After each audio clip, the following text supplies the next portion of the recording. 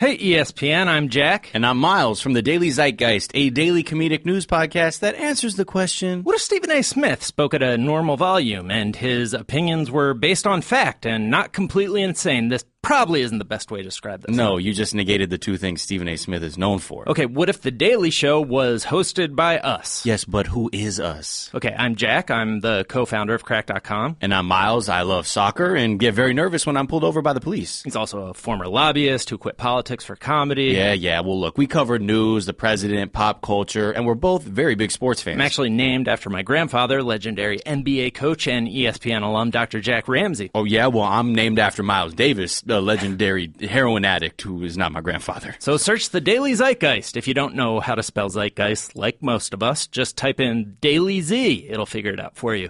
On Apple Podcasts, Spotify, or wherever fine podcasts are given away for free. And now, Jalen and Jacoby on ESPN Radio. When I pop the trunk, head to death. Y'all pop the trunk, I pop the hood. Now act stupid, I'll pop the trunk. Now give me your boom. He is Jalen Anthony Rose. What up, Joe? I'm David Jacoby. And on the cool check-in. Together, we are Jalen Jacoby on ESPN2. What do? We get to people what they want.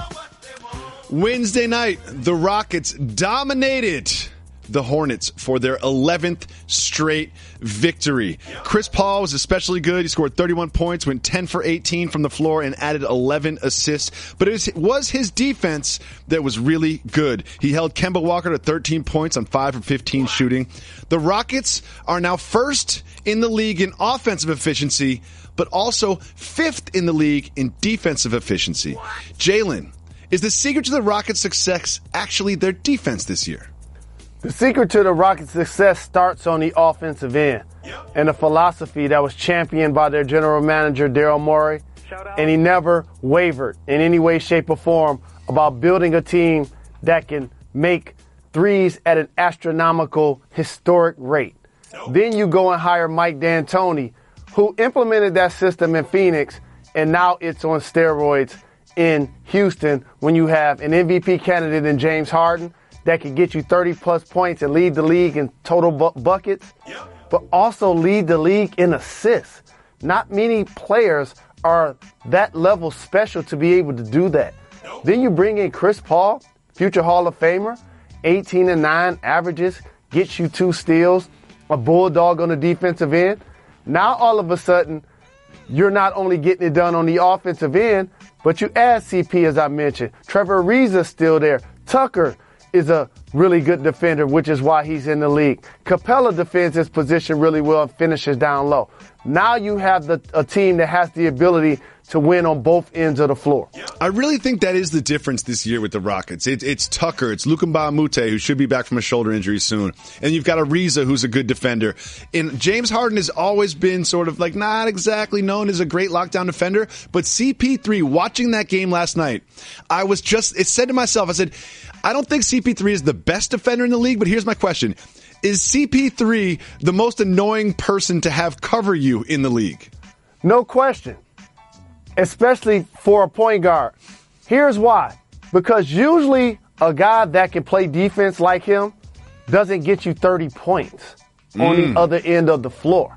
And also, I vividly remember against the Oklahoma City Thunder late in games, CP3 being switched on to one Kevin Durant and playing him really well late in basketball games because the Clippers never got a small forward while he was on their team, which is probably one of the multiple reasons he decided to leave that squad.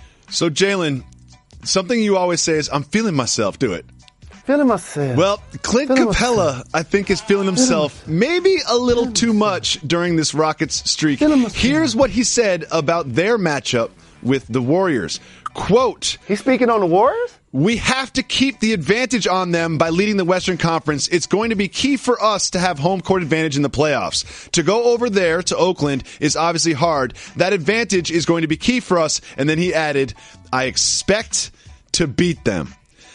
Jalen, what do you think about Clint saying he expects to beat the Warriors? Should the Warriors be concerned about the Rockets' success? Well, that's just a competitor and a professional and a peer. I've sat in the locker room many times and said, we're going to thump Mike and Scotty. Shaq and Kobe has no chance. What about Akeem the Dream? I can't wait to get him out on the perimeter and put him in the hezzy. Like, that's just what comes with it. They should be confident. The way they've not only played this year, but people underestimate the fact that Houston's been amongst the top 3 in the Western Conference really the last couple of seasons as James Harden has emerged. Clint Capella has been a part of that resurgence. So I understand where he is coming from. And yes, they are a foe that's going to look the Golden State Warriors eye to eye as the season progresses. I think that the Rockets are a legitimate threat to the Warriors in the Western Conference. I really think they are, especially when you look at a game playing on Thursday night. No Steph, no Draymond, no Zaza, no Nick Young. The Warriors could have some injury problems and lose to the Rockets in a 7-game series. Let's move on, though. Now, we'll be talking about the future of Will Smith's career. Will Smith has announced that he is producing a film based on Michael Jordan's sort of storied but not that successful run as a professional baseball player. You were entering the league right around when MJ played baseball. And my question for you is, how excited were NBA players when they found out that Michael Jordan was going to try to play baseball? I'm so excited, and I just can't hide it. There was so many great players in the league at that time that were future Hall of Famers but couldn't get a chip because Michael Jordan kept winning it. There were eras and levels to this in the 80s. Either the Lakers or the Celtics won 8 out of 10 championships. Then later in the decade, the Bad Boy Pistons got their back-to-backs. And then before you know it, the Bulls were ready. MJ was sticking out his chest. Scotty was coming into his prime. And before you know it, they went 3 straight. And then he goes to play baseball. Everyone's like, wait, he's going to play baseball? Like Michael Jordan's going to play baseball? People were scrambling. David Robinson, Patrick Ewing, Hakeem Olajuwon, Clyde Drexler, Reggie Miller, Mitch Richmond. So many Hall of Famers like, this is my chance to get a chip. Mm-hmm. And so this is not necessarily the reason why the Houston Rockets won the championship. Yes, it is. But yes, I give them credit because they won the first one, though he came back later in that year. But then they followed it up with the second one. That's why I can't agree with your statement. So you always talk about players' lost tape years. You know, you always talk about that. So here's my question for you is, do you think the Wizards stint or the baseball stint are Michael Jordan's lost tape years? Wizards, no doubt about it. Because if he doesn't go play baseball, I can't with a straight face say that they would have won 8 straight championships because that's just insane. But tell what Bill I Russell, will tell Bill say Russell that is the game would look a lot different had he not tried to make that transition. Absolutely. Well, the game in the Eastern Conference would look a lot different if Gordon Hayward came back to the Celtics. Gordon Hayward is now without the walking boot, and that leads to some people speculating about his potential return, not for next season as we originally thought, but for this season. Jalen, do you believe it would be intelligent for Gordon Hayward to come back this year? I'm a huge fan. Got a chance to cover him and Coach Brad Stevens while they were at Butler. They made back-to-back Final Four runs. I followed his game, and you know that's been one of my guys. With that being said, the gentleman shattered his leg. Can everybody fall back? I don't anticipate that he's going to play basketball this year, and that's just fine. I'm not complaining about it at all. Let him come back next year and get a full training camp, a full summer, a full training camp, and ease his way back in. We're not throwing him out there at Game 4 of the playoffs. See, I totally agree with you. I would never, ever just want Gordon Hayward to come back in the second round of the playoffs or whatever. However, I've put a deadline on this, and it is March 25th. They play the Kings that night. If he plays March 25th, that would give him 10 games of regular season warm-up before the playoffs. Like, would you think that would be a proper amount to come back? Like, that would be an accurate time to sort of set the deadline? Absolutely, because after you do this grueling rehab that he's going to endure, if the player is able to go, you want him to be able to compete and play basketball. That's the reward. Jalen, are you impressed that I did some research? I was surprised when the word research came out of your mouth. I looked twice to see if that was actually you. You know this Jalen and Jacoby, not Sports Nation. No, I do so much more preparation for Sports Nation than I do for this show. I think that's what makes this show good, though. At least that's what I'm telling myself every day when I go to bed. You wear a blazer, you got a haircut, looking handsome. Look how you show up at our program. I'm just trying to keep the flavor of our program organic and genuine. Jalen, it's time to play soft move or boss move. The Jets' Jeremy Curley was suspended because he had a tainted urine sample. When asked about how his urine sample became tainted, on Twitter he offered up this explanation. He said, quote, asked how a tainted supplement get in his system, Jeremy Curley said, I don't know. A lot of ghosts around here. Ghost put it in. You know, the ghost of Christmas past. Jalen Rose, soft move or boss move, blaming your positive test on a ghost? That's a soft move. But I want to offer a personal remedy. I'm not encouraging this for young people. Oh, no. I'm not encouraging this for athletes in any way, shape, or form. Whatever you're about to say, you should reconsider. In particular, football players. Oh, no. Listen up really closely. Oh, no. For those that compete in combat sports, in particular, boxing, MMA, and football. And we putting it on wax. Nobody actually cares if you fail a test for PEDs. You know why? When we watch you guys play, we like, man, it takes a lot to want to do that for a living. A physical pounding, emotionally, psychologically. And if you get suspended 5 games for taking something or 10 games, we don't remember. It doesn't matter. It's going to cost you a check. But at the same time, it's going to give me 10 more years or 5 more years or even 5 more games or 5 more fights. I do it. Here's my thing. If you blame your failed test on a ghost, if I'm the league, I'm like, we got to test him again. We got to test him again. That doesn't make any sense. That's a failed test. I think it's a failed test about a failed test, to be honest with you. Next, Kyrie Irving came back from the second half of Wednesday night game wearing a different pair of sneakers in the first half, except this pair of sneakers, as you can see, was adorned with little pink bubbles. What are those pink bubbles? Those are lobsters. Jalen, he had a pair of sneakers with lobsters all over them. We all know how much you love lobsters. We all know how much you love lobsters. Soft move or boss move, wearing shoes with lobster polka dots. 1,000% the ultimate boss move. Kai, holla at your boy. Shout out. Like yourself, fellow JRLA supporter. Those kicks are fly. Size 15. You know. He had you until you said size 15. He was like, all right, we're good. Yeah, I'll get him a pair. Size 15? Oh, no, I'm not going to be able to do it. Next, Rand Gerber, one of George Clooney's closest friends, was having a chat with MSNBC's headliners when he said that George Clooney gifted everyone in his inner circle, which is 14 people. He said he gifted them all about $1 million apiece. Is that a boss move or is that a sketchy move?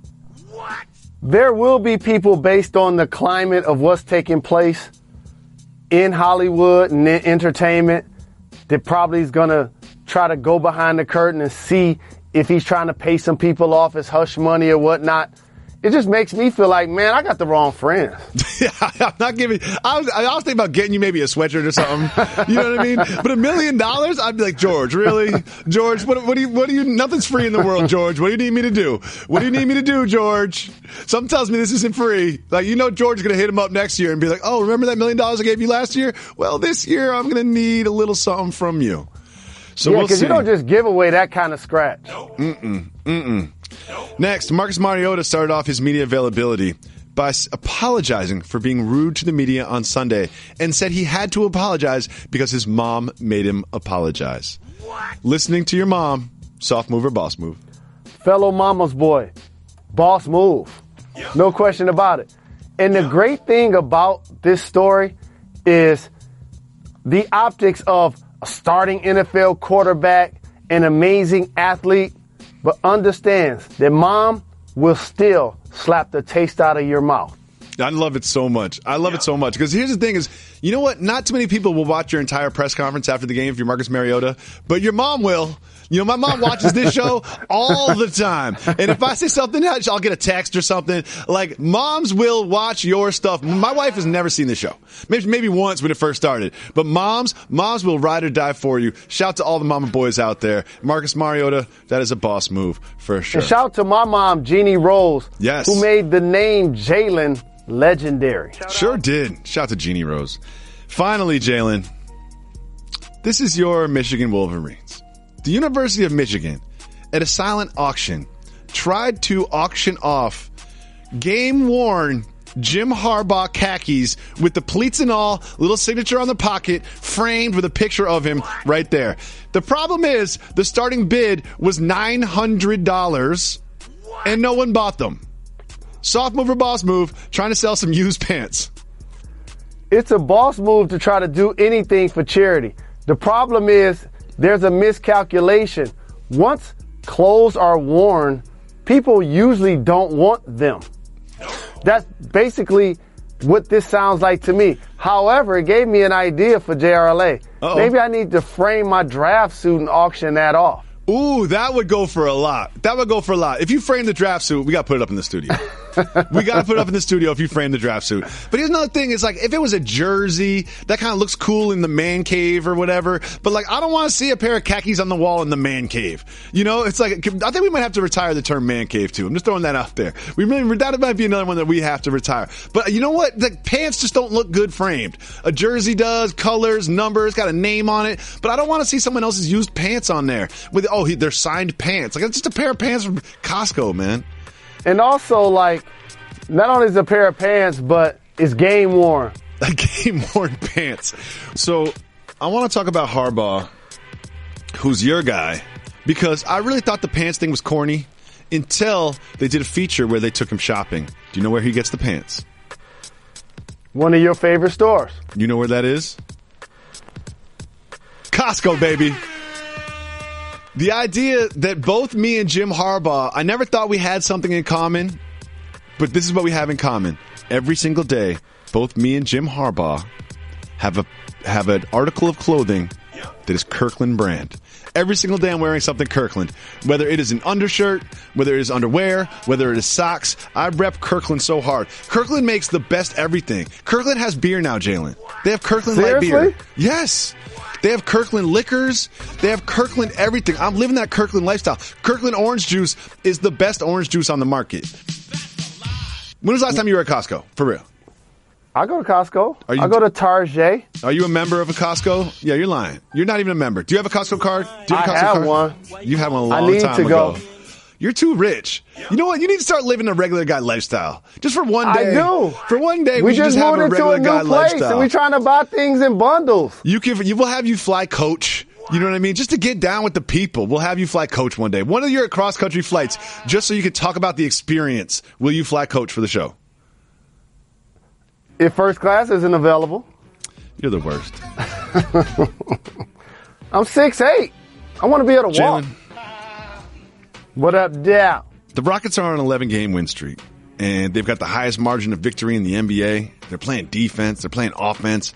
I watched the game last night. They just look great. They look so good. And it made me start thinking about all the different streaks we've had this year. Do you remember the Celtics, that 16-game streak? We're going streaking! You're the best. Since the streak, they're 8-4. Why do you think that is? There will be ebbs and flows of an NBA season unless you're the 70-plus win Bulls and the Golden State Warriors. It's an 82-game season. Remember the Cavaliers had a 13-game streak? Well, they're 2-0 since that one loss. So they're now 15-1 in the last 16 games. Do you remember we were all worried about the Cavaliers? Do you remember after about 6 or 7 games into the season, we had topics on this show like, are the Cavaliers broken? Everybody like who? The only thing I said was it won't take 10 games for them to figure out that Dwayne Wade shouldn't be in the starting lineup. He's flourished as a substitute, and that he and Rose weren't able to spread the floor and give LeBron James the needed space to create for himself and for his teammates. And I look at a box score, Watch the game. LeBron James only had 17 assists in his last game. Here's something about the Cavs that no one's really talking about. Do you remember when Isaiah Thomas said he expects to be back? He said December. Yes. Last time I checked, it's December. And if he wants to be ready for that game against the Warriors on Christmas, which I believe is on ABC, which I believe I'll be there. Jalen Rose will be a part of. I'm going to be so clean. So let's talk about that for a second, because anytime I bring up a big television appearance, you just talk about what outfit you're going to wear. True story. Do you already know what you're going to wear on Christmas? Because if the answer is yes, you got to reprioritize. I know what suit I'm going to wear. I don't have the shirt and the accessories just yet. I'm rocking all Christmas colors. First, we're going to come out, since it's 7 in the morning on the West Coast. We did it last year. We're going to rock the pajamas first. Oh, I like that. We need to have some bacon, eggs, and hash browns on the table. You know, bring everybody into the living room, and then boom. It'll be kind of time to change for the rest of the day. I like the idea that the NBA Countdown crew is a part of everybody's Christmas experience. You know, like Christmas is really the start of the NBA season. We all know that. But it's just, I like the idea that families just gather around. Kids are playing with their new toys. Everyone's got a meal together. And, and everyone just sits down and they get to watch Michelle Beadle, Jalen Rose, and company on NBA Countdown. And, of course, some of the best NBA games you'll see all season. But back to the Cavs, I really thought now would be about the time we started hearing about Isaiah Thomas. But you know what we hear? He played 3-on-3 in practice. Like, all right, Isaiah Thomas. Why is 3-on-3 different than playing full court? Oh, it's a lot different. Because in 3-on-3, you don't play full court. That's the point exactly. Okay, I thought you'd have a more eloquent answer to that one, Jalen. I thought you'd have a more eloquent question. Well, it seems to me if you can play 3-on-3, you can play full court. No, they're different. You're easing your way in. Playing half court 3-on-3 with 6 individuals on the floor. And then once you get up to speed and you start to play full court, there's 10 individuals on the floor. And he had a hip injury. You don't want him to have to navigate through more bodies. So, of course, we've talked about the Celtics 16-game streak, the Cavaliers 13-game streak, the Rockets 11-game streak. There's a team that's missing from this, Jalen. The Golden State Warriors. They currently have a 7-game win streak. They previously had a 7-game win streak. But do you feel there should be a little bit concern for Warriors fans? Because Draymond's out, Steph is out, Zaza's out, Nick Young is out. That's a lot. No concerns as long as everybody's healthy going into the playoffs. My main concern for the Golden State Warriors is when you look at their top 8 or 10 players, really close, they're going to be relying on some people that haven't necessarily been relied on to play elite level basketball. Caspi and Nick Young that's who I'm thinking of when you say that. Andre Iguodala, he's fine. Not worried about Sean Livingston. I mean, who knows what he can offer now. But you look at Omri Caspi, you're like, I don't know. Nick Young in a game 6 when you're facing elimination, I don't know how much defense he's going to give you. We'll see. So there's a lot of time JaVale McGee dispelled that last year playing quality minutes when they needed him. I love JaVale McGee so much. I really do. Shout out. He always reminds me of the Drew League. Jalen, how was your stint in the Drew League? Because I remember a couple years ago you were talking about playing. I know. That should have went down. I'm as healthy now as ever, though. Really? I didn't realize Fat Jalen was stopping my knee from getting healthy. Do you think once you lose 40 pounds, your knees feel a little bit better? Yeah. So, Jalen, here's what's going to happen. One thing I didn't know is that they have a media Drew League. They have a Drew League for media members. Yeah. The Podfather told me about it. The Ringer had a team. I didn't get an invite. No one said, hey, Jalen and Jacoby, do you guys want to put the staff together so we can have a media team? Oh, I might have to go play in that league and be Wilt Chamberlain. But that's what I was about to say. I was like, if you're going to play in the Drew League, is it more likely you play in the actual Drew League with pro players and semi-pro players or the media Drew League with a bunch of scrubs? I'd rather play in the media Drew League, no doubt. I saw some team pictures from the media Drew League, and I was like, oh, we got this. We got the tallest staff. We got the tallest staff in the history of television. We really do. We need to play next year. And I think Tanner could be our point guard. Tanner, who runs the television box. I mean, if he balls anything like he bowls, we're good. We're good money. We are good money. Jalen, Paul George made his return to Indiana and the Thunder. He got booed. He said he was glad that the circus was over with. Do you think he deserved to be booed? Yes. And Paul George's family.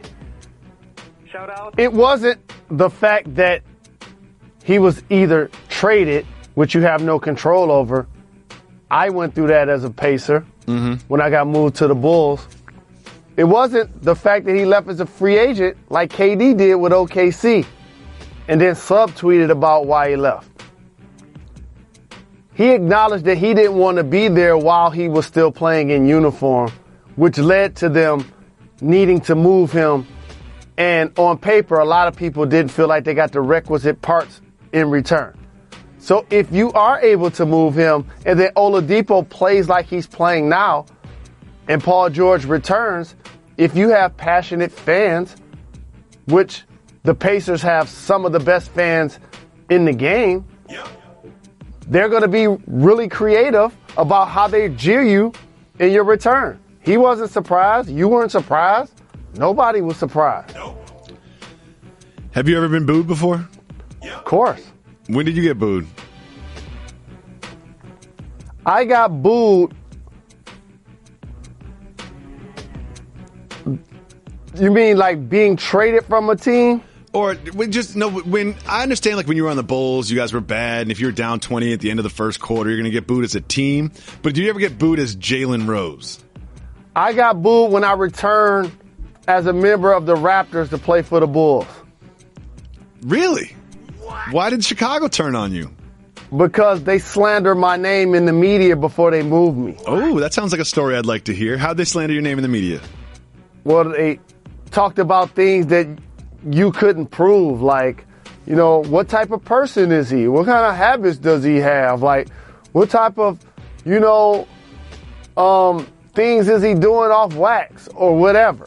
So what ends up happening is, before you know it, I was playing 40 minutes, then I'm playing 35, then I'm playing 30, and then before you know it, I'm not starting. On the Bulls? On that Bulls team? Yeah. Who are they starting over you? Do you remember? I ain't gonna even say the people's name because I don't want them to feel like I'm throwing shade. But what I will say, yes, there was a period of time I was probably 10th in the league in scoring, and I wasn't starting. Interesting. Well, if your preparation and work habits on the Bulls were anything like your preparation and work habits on Jalen Jacoby, I would have slandered you too. But I love so many media members in Chicago and their fans. Had a couple of celebrity weekends there. Gave back to the community so much. People actually think that's my hometown when they see me out and about. The media was great. Actually won the Magic Johnson Media Award while I was there. Jalen, Disney bought a bunch of Fox properties for $52 billion. What does that mean? I don't know either. But we got the regional sports networks, and I went and did Sports Nation today. And Michelle was like, oh, no, we own like all Century 21 Fox movies now. I don't understand the implications here. But something tells me this is good for Disney. Because that's a lot of money. They spent $52 billion on it. I get that. But, man, Fox has made a lot of movies. They've got a lot of properties. There's a lot of implications in terms of streaming devices and all of that. And big shout out to Disney and the decision makers there. I don't really understand the implications because I'm not that intelligent. If you listen to this show, you know that Jalen and I aren't exactly business. We're not exactly running the business here at Disney. But to the people that are, made this, and shout out to everybody involved. I'm happy because a lot of times you work for a company that's been as successful as Disney and ABC and ESPN, and people want to take shots at the throne.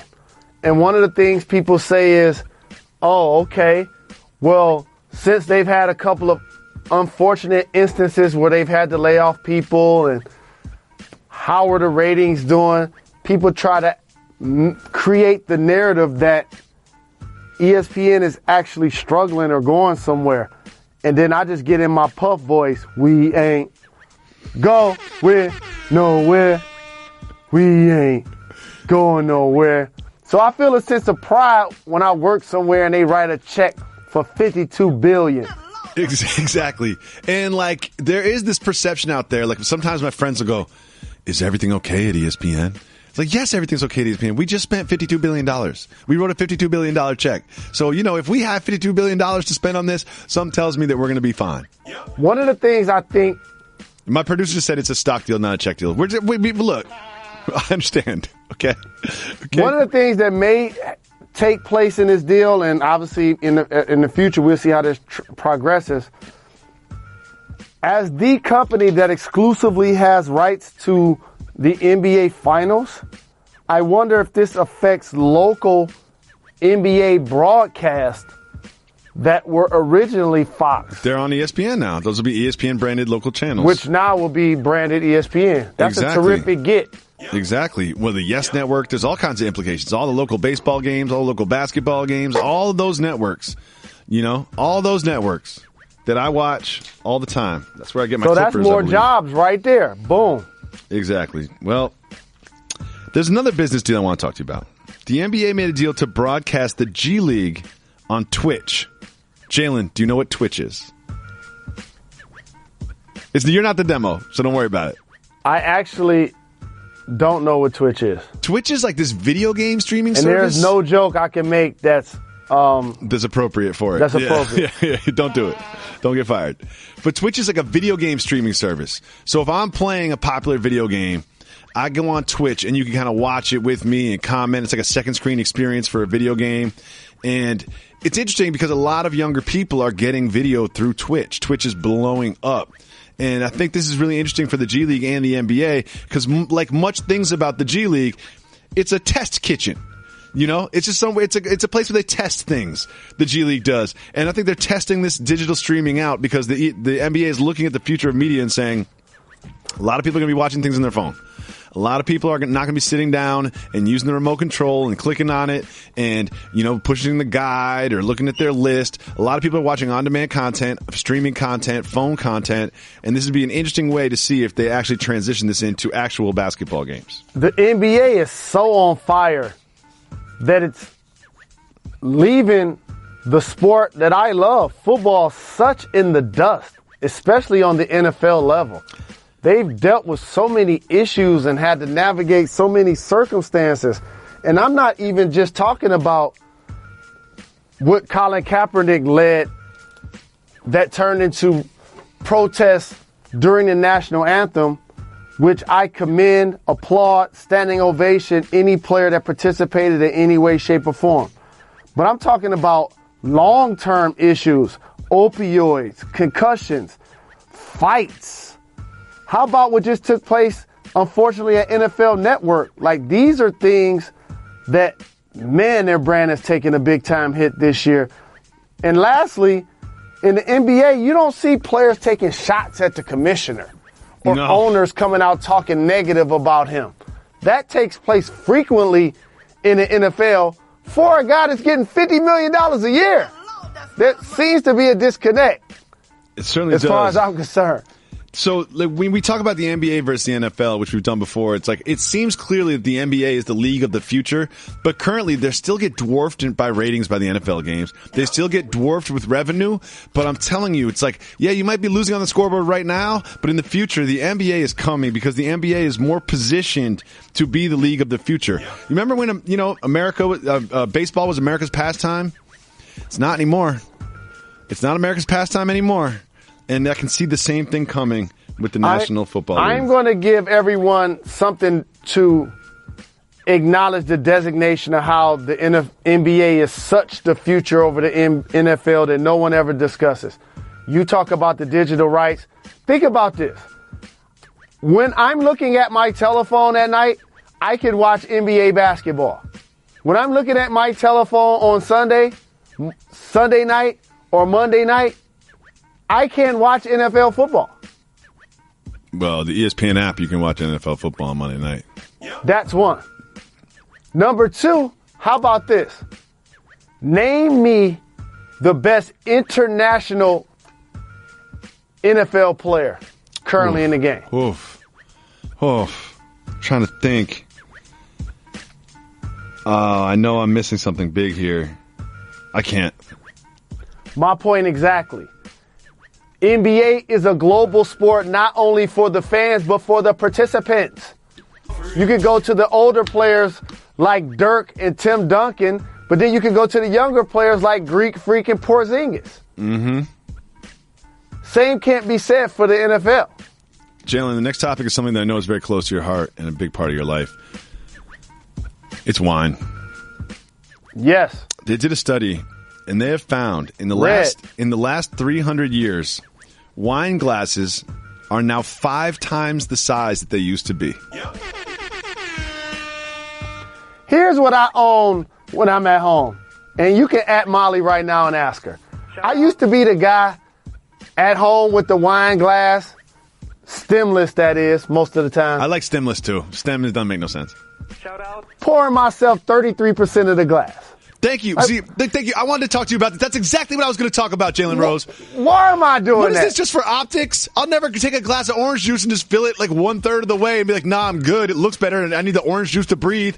I take a wine glass and I put as much wine in there as I want to drink. I take a wine glass and do the exact same thing. Thank you. That's exactly where I was going to go with this conversation. And that's why these wine glasses got 5 times as big. What is this, just for optics that I pour it halfway? And don't talk to me about, the wine needs to breathe. Because you know what? The wine I'm drinking isn't that important. And don't talk to me about any ethics. Okay? Yeah. I understand when you go to a restaurant or when you out and about, they want to give you 1/3 of a glass so you can have to buy 3 to actually get 1. I get that.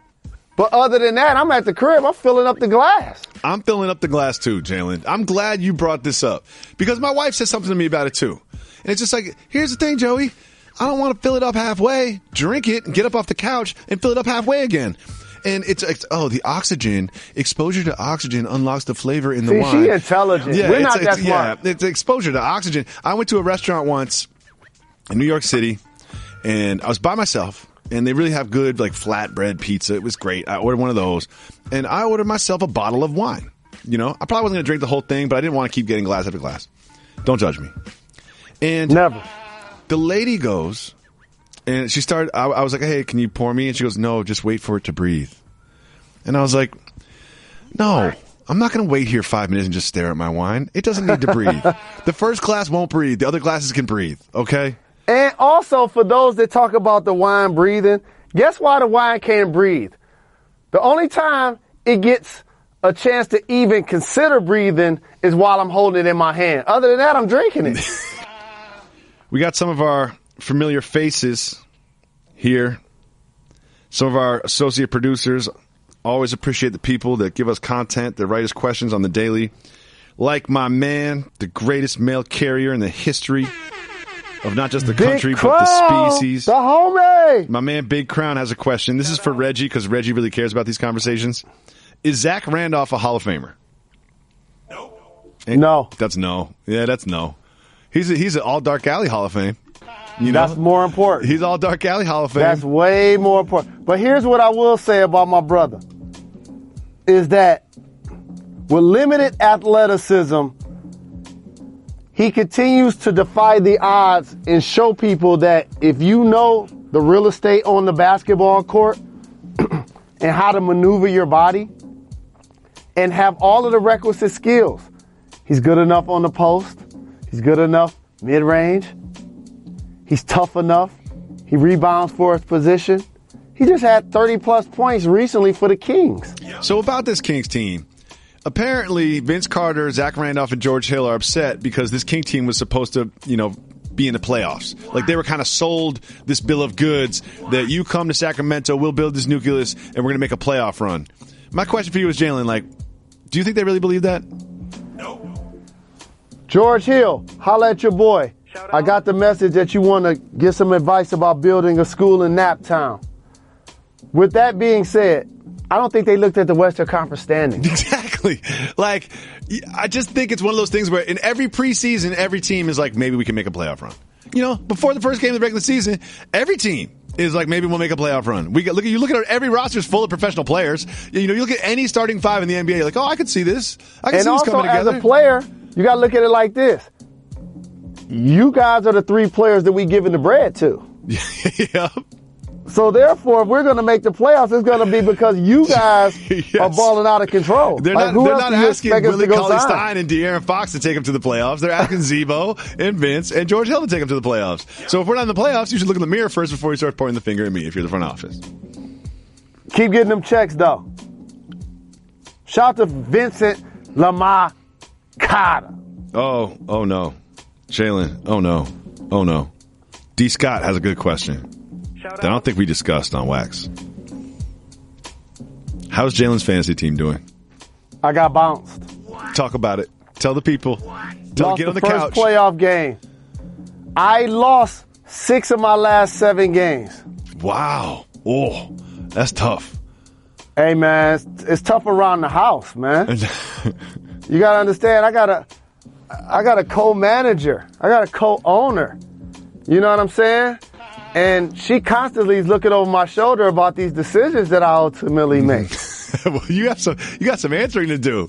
And number one is, I told you shouldn't have put the money in. We could have used that money for so many other things. Oh, you can't now with the money. Putting the money in, that's a prerequisite for any fantasy league.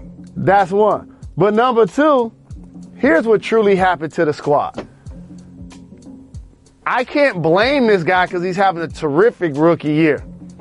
But when Leonard Fournette had his 3 or 4 weeks where once he got injured, then he got suspended by the team, then he came back a couple of weeks and he struggled to kind of get his rhythm back going, that happened at a bad time for me. It truly did. I lost Deshaun Watson. That hurt. Because Deshaun Watson, did you pick him up in the draft or did you pick him up like No, right? I picked him up at the beginning of the year. Yeah, see that if he was still in the league, that can carry you to a championship. No doubt, just having him. Oh, I love Deshaun Watson so much. He was my favorite player in the league for those 4 weeks or whatever he was playing. I mean, I was watching Texans games like that was my hometown team. And it's hard to win a championship when you lose your first pick, which Odell Beckham was. I love this next question. It's from Gary. Soft move or boss move? Pretending you can fix the car of a girl you like, but actually getting your friend the mechanic to do it. That's a soft move. That's a boss move. So I'm a New Yorker, right? I don't know about cars. I represent the Bronx. I don't know about I am cars. a New Yorker. I don't know about cars. I can't fix engines. I don't know what a radiator does. I don't know what the belt does. I don't know where you put the coolant in. I can't change oil. I can change a tire if I'm in the desert, but I'd much rather just call AAA and have them change it for me. My neighbor was downstairs at the garage. He lives in the back house, and he had a full mechanic jumpsuit on. He was underneath the car with ratchets, had putting big metal plates on the car. And I looked at him, and I was like, that's a man right there. I will never be a man like that. Could you fix a car if you had to? Could you change your oil right now if you had to? No, and I don't want to. I could change a tire. That's what I said. I could change a tire. It's not that hard. You jack it up, unscrew, put the wheel on, Here's what I can do. You don't think I could change a tire, Reggie? No. Come on, Reg. Wow. The hardest. Wow, that's. Reggie just says it's not that easy to do it. Here's the thing. The hardest part is jacking it up, but now they put a little big X that says put the jack here. Like before you had to figure out where to put the jack. That was hard. But if you have a new car, there's a big thing that says put the jack right here. I could change a tire. I remember the old school jacks where you really had to lift up the whip. But with that being said, here's what I can do to a vehicle. I can give it oil. I can give it coolant. I could give it wiper fluid. Okay. I can get it washed. Can I pitch a segment for the show that we'll never do? I want to do a race between me and Jalen where all the variables are the same, where we each have to change a tire. Because you know what? We're just not those guys. You know, it's just I blame it on living in New York for 15 years, only having a car for the past 4 or 5 years. And I blame it on selling rich. out. Yeah, being rich. You're rich. Because I used to be more handy, but now it's so funny. Task Rabbit, baby. Task Rabbit. How about this? Task Rabbit. So here's the thing. Molly just realized that I'm not handy around the house. How'd she figure that out? Because I could just look at you and know that. Just Google Jalen Rose. The dude spent 20 years in the NBA. Of course he ain't handy around the house. So it's like, okay, great. We got these nice curtains that we gonna put up. So I'm looking like, So who you think gonna put the rod up there? You know? Yeah. So my wife goes to me like our toilet wasn't working. You had to like open the top of the toilet and push down the floater to get it to refill up with water. It was really annoying. And she goes to me, she goes, why don't you just fix the toilet? And I'm like, you know who you married, right? We've been together for 15 years. How many toilets you see me fix?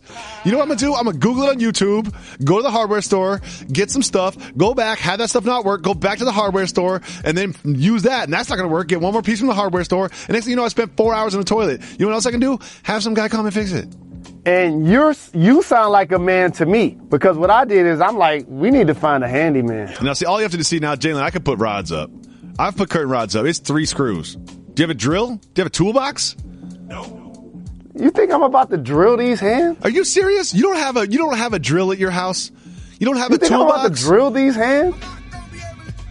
You don't have a toolbox? Jalen, you know what a drill is, right? I do know what a drill is. You basically just squeeze the trigger like a gun. It ain't that hard, yeah. Zoom. And if the hole's too big, the hole's too small, the hole's not right, always. I'm putting multiple holes in my walls, not going to be able to do it. Everything everything looks so easy when you read the instructions, and then you get in there to actually do it, and there's some mistake. No. And then I end up doing it like 80%, and my wife always points out the janky part, and I'm just like, look. Correct. Look, I know it's a little janky, but it works. So deal with it. I didn't see you drilling any holes in the wall. Nah, fam. I got one word for everything that need to get done at the house. Contractor. You know, I'm so concerned that my wife listens to this one segment. You know what I mean? Because she doesn't listen to us anymore. She used to listen to the show while she drove around. Now she's just NPR'd out. If she's listening to this one segment, I'm sorry, Joey. I love you very much. You're the best. Shout out. Whenever we need straight talk, we turn to you, our listeners, and our voicemail. If you call 985-80-JALEN, leave us a voicemail. We'll play it on the show just like this. Jalen Jacoby. What's up, y'all? This is Jesse G from Atlanta, Georgia. Forever pimping, never slipping. That's how it is. That's how it was. That's how it's gonna be. I'm listening to y'all, and I've heard the history of how Jalen feels about the Cinnamon Challenge, and I just want to commend you, Jacoby, on sending it to him the long way. I was sitting right there, bro, waiting for you to accept the challenge. Oh, my God. Thank you for accepting. I can't wait for Detroit not to make the playoffs and for Jalen to get a mouthful of some glorious cinnamon. But if you put some apple cider, whatever with it, it'll be like his little concoction. So he'll be all right. Whoop, whoop. Jesse G just made Jalen laugh harder than I have in 6 years. Here's what happened. In case you missed yesterday's show, Jalen Rose, I said that the Pistons are in danger of not making the playoffs. After the hot start, they've now lost 7 games in a row. And Jalen Rose said they will make the playoffs. And then he just offers up, if they don't make the playoffs, I will do the Cinnamon Challenge. Now, just give you a little history. Jalen doesn't do bets like this. Jalen, like I said that I would skydive for the show. We could film it. Jalen's like, I'm not skydiving. Jalen, we should do the 1 chip challenge where you try that hot chip. Jalen's like, I'm not going to try that. Jalen basically is like, I'm rich, I'm famous, I'm an NBA basketball player. I don't have to do things I don't want to do. I do things I do want to do in my life.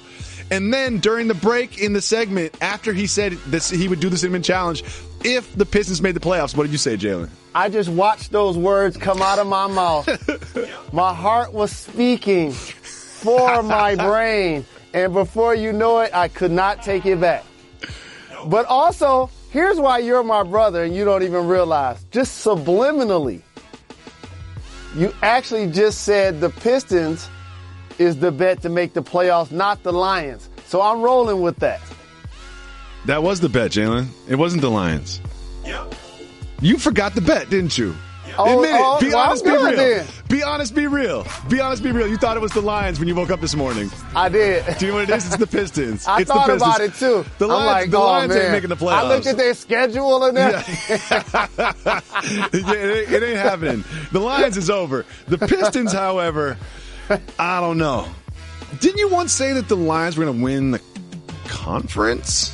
What? I don't know if that's going to happen, Jay. Tell me if anybody saw what happened in Minnesota taking place. Well, Jalen, that doesn't mean you didn't say it. I did say it. You did say it. I didn't think Minnesota would be as good replacing Teddy Bridgewater and Sam Bradford. Listen. Case Keenum came out of nowhere and been balling. You guys will end up third in the conference, but thank the Detroit fans will thank the Bears and Mitchell Trubisky for not making them the worst team in the conference. Pistons definitely making the playoffs. I'm good. Don't forget, leave us voicemails by calling 985-80-JALEN. If they're good and Reggie likes them, he'll pick them and play them on the show, just like this. Fellas, what up, though? Man, I'm riding on the way to work, listening to last night's episode. I'm on the East Coast, but check it out. I'm a writer. I'm an editor, and I was just interested because I know you guys do production and things like that. What hip hop stories do y'all feel like need to be told that haven't been told? Jalen, I saw EPMD on Drink Champs. They told a crazy story. And I've been listening to y'all podcast 5+ years, and I've never heard you. I heard you refer to it, but I've never heard you actually tell the story. I'm sure you know what I'm talking about. But just out of curiosity, and Jacoby, I would like your input as well. What kind of hip hop stories do y'all feel like are interesting that haven't been told? And also, I do want to say, Jalen, you a cool dude, but that intro is lame. It's actually lame because you think it's so cold. I mean, Beastie Boys, they legends, but what's so fly about using the sample of them saying that live on stage, putting it on wax? Like, that's not fly, bruh. But, because you cool, and because, you know what I'm saying, you don't take yourself too serious, you know what I mean? It's alright, I guess. But anyway, that's what it is, man. I hope y'all continue to do what you do. 100. Oh, see, there's a lot I love about this. There's a lot I love about this. He's like, I know you guys work in production. I'm a writer. Let's build together. Let's collaborate. Let's meet eye to eye. I listen to you guys all the time. You know, you guys are dope. And then at the end, he's like, oh, by the way, your intro's whack, and Jalen, you're corny. You know, it's like, was the point of the call to find out what hip-hop stories we like, or was the point of the call to diss the intro? And then not only that, he dissed the intro, and he dissed the fact about how much you love it. Yep. So which one do you want to address, the intro, or do you want to address the hip-hop stories that haven't been told? I think the ultimate hip-hop stories Oh, I got one. that have not been told that intrigue me would probably be a story that refers to the origin of everything that took place at Bad Boy Records. Oh, that's good. That's good because there's a lot of branches there. There's a lot of different personalities and a lot of different branches. It's not just the story of Puffy. There's so many different artists involved. See, I was thinking Wu-Tang along the same lines. Is the Wu-Tang documentary or the Wu-Tang scripted movie is basically like the Avengers. You've got different superheroes with different skills coming together, you know, to take over hip-hop. But Bad Boy's interesting, too. Well, the fascinating thing is I got love for Puff. Number in the phone right now. Want to go visit his school in Harlem.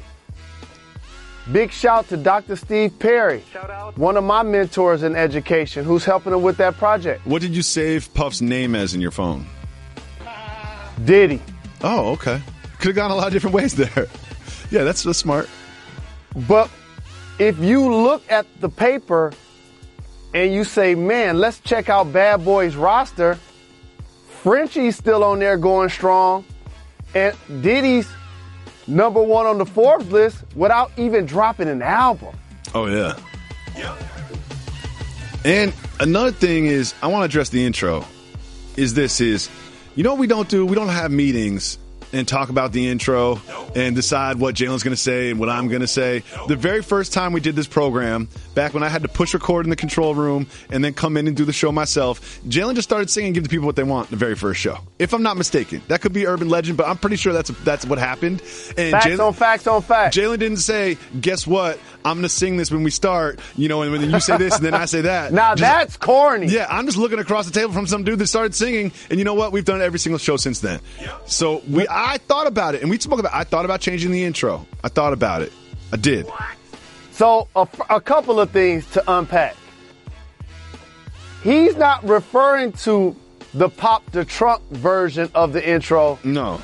Unless I'm mistaken, because that's cold. That's fresh. That's dope. He's referring to you saying on the cool check-in. When I say what up, doe, that's a homage that represents my hometown of Detroit. Just like if you from the Bay, they say hella. Just like if you from NY, they were saying B. The list goes on and on. There are certain terms that are relative to where somebody represents as their hometown. I say, and on the cool check-in to represent my brother, David Jacoby, who represents the East Coast and loves the Beastie Boys even more than I do. I love the Beastie Boys.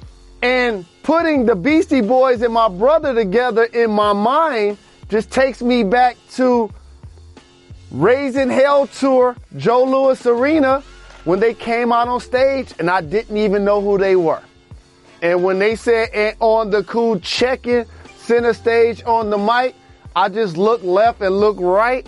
And when the new style bass dropped, boom, we was doing just like the song, ho, ho, ho, ho. I will say this is, first of all, we appreciate all of our listeners, especially people that take the time to call and leave us voicemails. Like, I'm not especially this guy who's been listening to us he's been listening to a long time. 5.5 years. So, he is a part of the family. You can call and get on me. It's all If love. you don't think the intros fly, then that's fine. But as we just described, it means something to us. So until an executive tells us to change it, that's going to be the intro. But once an executive calls and says change the intro, we'll change the intro. Thank you so much for the call. Let's listen to one more voicemail. Hey, Jalen and Jacoby. This is Jeff from Wisconsin. What up, dope? I'm sitting here with my dog, Rufus, and your last podcast really brought out two things I wanted to call about. One was, when you guys were talking about Lonzo wearing that shirt with Nas, in that description, when you guys started talking about Lonzo doing rapping, it sounded like someone relieved themselves. I caught that. Rather interesting. Neither of you acknowledged that on the air, but someone relieved themselves. Listen to that message again. It was dope. On top of that, a soft move or boss move. You guys started talking about wearing long underwear and wearing swim shorts if you don't have any drawers underneath to be able to wear. A question for you, soft move or boss move. Should I listen to my wife's demand that I don't go out commando anymore? Keep giving the people what they want. Keep collecting those checks. Dope. Wow. Jeff in Wisconsin. First off, nobody relieved themselves. Yeah. That didn't happen. No. But that might have just been some sort of just audio mix thing. But second, first of all, Rufus is a great name for a dog. Shout to Rufus. And Shaka Khan. Shout out. What? You never heard of Rufus and Shaka Khan? No, man. No. Oh, my goodness. Shaka Khan will be the artist featured on our program Friday. We're not waiting till Wednesday. Please continue. I've heard of Shaka Khan. I just don't know the association with Rufus. It's not cultural. And next, you should listen to your wife. You know? First of all, she cares enough to, you know, I mean, she cares enough. So just listen to her, because you know what? You're married. There's only one person that sees your draws. It's not you. You know, so if that one person has a problem with the way that your draws are going, then you should change it, because no one else on the planet is going to see your draws. But, and also, again, not to get too personal, but I'm not going commando. I'm good. Yeah, I'll go commando when it's necessary. When it's necessary. I'm good. You know what I don't do? I don't clean my pants that much. So I'm not going commando. You can rock them a few times, but that's not your underwear. That's different. Let's listen to another voicemail. Jalen and Jacoby, what up, though? Shout out to Reg. Keep getting them check, homie. This has been Rock from Louisville, Kentucky. Now, it's been about 30, 45 degrees for the last month or so out here. No snow, you know, a little bit of wind. But I wear shorts to work. I have long socks, you know, that meet the shorts, so you can't see any skin, every day to work. But my coworkers think I'm crazy. You know, but the only time I'm outside is, you know, walking to the car for lunch or when I get off. So I need to know, am I crazy or are they just tripping? You're not crazy, you're just cultural. I need answers. I'm a person. You give the people what they want, right? Out. Thank you for the call. Appreciate the love. Shout out. I'll let my brother Jacoby chime in on that. But for me, you're not crazy. It's just cultural. There is a certain type of white dude that will wear shorts in any weather. I see them in this industry, like the gaffers, you know, or the cameramen at Monday Night Football. You'll see them at the Packers game holding the big heavy camera over their shoulder with the winter coat and the hoodie underneath the winter coat and some shorts on. And here's one thing I want to say about winter dressing. I've never understood this part, because you don't wear shorts when you live in New York. In New York City, on the hottest day of the year, I will wear jeans, some drawers, and some socks. In New York City on the coldest day of the year, the bottom half of my body will be covered with jeans and some drawers and some socks. For some reason, we really only adjust our upper torso to the seasons. I don't understand why that is. I don't get it. Fair point. But also, you don't wear long johns. No, I do. I did. There's certain days where you have to wear long johns, but I only own like one pair for those special days. And that statement isn't true because you don't always wear like white gym shoes in the winter. You probably wear some boots. Sure, but I mean, sure, you can poke holes in it, but it no. Is you said from the waist down, you dressing the same. If you wear long johns and boots, that ain't the same. I wear sneakers. I only wear boots when it's actually snowing or there's a lot of slushy snow on the ground. I only wear boots when I have to walk in it. If you call 985-80-JALEN, you can leave us a voicemail. That's not true. I wear boots all the time. Hi, Jalen and Jacoby. This is Shiva from the Bay Area. I think we should just stop mentioning Lonzo Ball's name in the same sentence as Nas. He's obviously just trying to use Nas' fame for his game. And honestly, not only is Nas one of the best rappers of all time, in my opinion, the best, but he brings a social consciousness to his music. I mean, listen to Rule. Listen to What Goes Around. You'll learn so much about, like, war and, you know, safe sex and everything, just about everything. He's got such a great social consciousness. Just listening to him will open to your mind to a lot of stuff. So he just needs to stop going after Nas. That's ridiculous. But we talk a lot about male rappers, and I was wondering, who are your favorite female rappers? I'm a kid who grew up in the 90s, so of course my favorite female rapper is Foxy Brown. Who are your favorite rappers? Thanks. Bye. Great question. Let's address the second one first. My favorite female rapper of all time is Lauryn Hill. Yep. And second, I'm going to go with MC Lyte. Yep. Rolling. And since you mentioned those, I'll take a couple of more of my favorites. Lil' Kim, Remy Ma, Salt and Pepper. Currently, Young M.A. I love Young M.A. Young M.A. Love Young M.A. Representing the crib. But she does have a good point about this Lonzo Nas thing. Queen Latifah. Because Lonzo is getting shine based on Nas's name at this point. That's why Nas ignoring him. Well, Nas kind of didn't ignore him when he played against the Knicks. After the Knicks won the game, he Instagrammed a Knick logo. He's still ignoring him. He is a little bit. But it's I always believe in don't beef down, you know? So I guess Lonzo's like, if I'm going to start anything with any rapper, let me just go with the best of all time. But man, you don't want Nas to record 2 bars about you. No. You don't want Nas to even think about your name in the studio. You don't even want him to write your name on a piece of paper. He will. I predict that in the upcoming months, we'll get one line. We'll get one line about Lonzo. We won't get a song. We won't get a verse. But don't deserve a line. There'll be a ball pun. You'll see. There'll be something like a sneak diss involving the word ball in a pun. Yep. And you will hear that before Valentine's Day from Nasir Jones. Putting it on wax. Let's listen to another voicemail. Hey, guys. What's happening? Name's James. Just moved to Florida a couple months ago. I want to give a shout-out to everybody. For all of y'all, even the janitors, everybody gets love today. For all of y'all teaming together and giving the people what we want all day and every day. I drive an hour to work, so I listen to your podcast quite a bit, and I just got done listening to, the Woman Crush Wednesday voicemails and episodes, and y'all were talking about Uber right at the end, and I want to know a soft move or boss move. If an Uber driver notices it's one of y'all getting into the Uber, and I know y'all have this don't talk etiquette thing, but what if they start playing your podcast while you're in the car? Because from your perspective, it's probably a soft move because you're like, man, I don't want to hear this. You spend all day getting the show together and everything. But from the driver's perspective, he's like, oh, man, I'm going to show them that I'm a big fan. I'm playing their podcast for them. This is a boss move. So boss. Because Jalen and Jacoby, they may not rhyme, but they dropping bars. So anyway, I just want to get y'all's opinion on that, how y'all feel versus how us, the fans, will probably be like, this is the most boss move I could do for these guys to show love. Anyway, keep getting them checks, keep giving the people what they want. One love. Peace. I've had an Uber driver show me that he listens to the pod, But I think it would be a little weird if he just started playing it without recognizing that he knows who I am. You know, obviously, I'm not as recognizable as my co-host, Mr. Rose. But one thing I just want to correct about it, James, first of all, shout to you. Shout to your new move. And just commuting an hour to work is a boss move in its own right. And listening to Jalen Jacoby, we appreciate it. I'm glad that you choose to spend time with us every day.